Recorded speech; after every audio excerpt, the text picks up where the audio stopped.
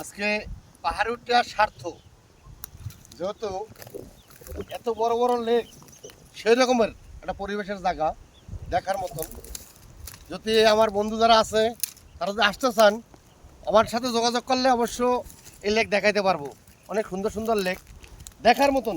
এত সুন্দর সুন্দর জায়গা আমি আগে কোনো সময় দেখি নাই, আজকে ফার্স্ট। আমার কাছে অনেকটাই ভালো লাগছে।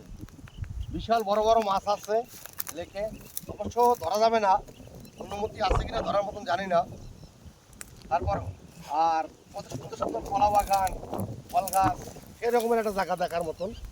আপনারা চাইলে আসতে পারেন, মন জোড়ানো জায়গা। চাইলে আসবেন। পানির ওইদিকে যান না। না আর যাবো না, শর্ট ভিডিও।